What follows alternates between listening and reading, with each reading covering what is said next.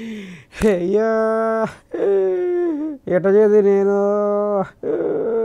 సిక్కుల్లో పడిపోతే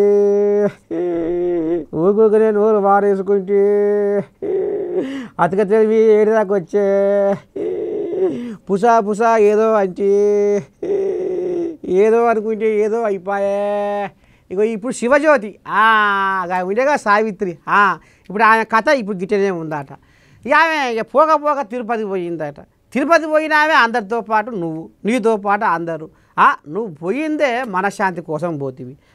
ఏడుకొండల వెంకటయ్యను గుండెల నిండా తలుచుకొని కొలుచుకొని ఇంత వరాల మూట అందుకోద్దామని పోతివి. అంత దూరం పోయినాక దేవుని ప్రసాదం పేరు మీద దేవుని ప్రసాదం మేము అడుక్కుంటున్నాం. మేము కొత్త బిచ్చగాళ్ళం. మేము ఏనాడు మేము ప్రసాదం అడుక్కోలే. ఇవాళ మేము ప్రసాదం అడుక్కుంటున్నాం, ఏం చేయము అని ఇక మరి ఇట్లా ఓపలిచ్చి పప్పు కాస్తే ఆఖరికి వస్తారు కదా. అది టీటీడీ వాళ్ళ కంటే పడ్డది. అమ్మ ఇంత పనుకున్నావు నువ్వు. ఏడుకొండల ఎంకన్న కాడికి వచ్చి ఇక్కడ వచ్చిపోయే భక్తులకు నువ్వు ఇబ్బంది కలిగించే మాట మాట్లాడతావు. ఇదేనా నీ తరీగా? ఏడ నేర్చుకున్నావమ్మ నువ్వు అని ఇక అక్కడోళ్ళు నడువు తట్ట బుట్ట చదువుకొని నడువు.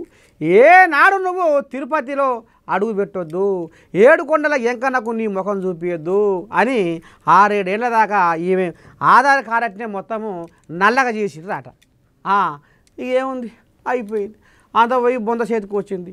దేవుడా, శంకరా, భగవంతా, నారాయణ, ఏడుకొండల వెంకటయ్య, ఏడుకొండల వెంకటయ్య, ఏడుకొండల వెంకటయ్య ఎంత పని చేసేవయ్యా అంటే నువ్వు చేసుకున్న కర్మ.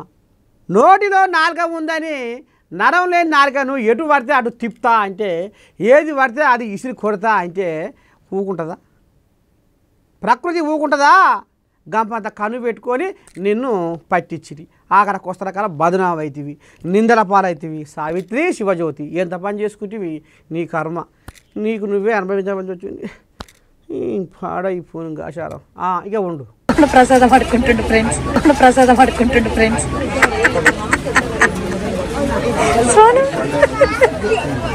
సోను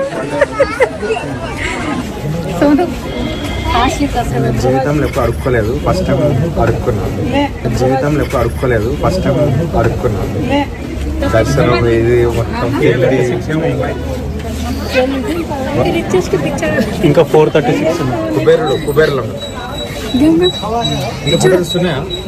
436 రిచెస్ట్ పిచ్చగాళ్ళం తిరుపతి, రిచెస్ట్ పిచ్చగాళ్ళం తిరుపతి, రిచెస్ట్ పిచ్చగాళ్ళం తిరుపతి. అడుక్కునే కానీ బాగుంది గైస్.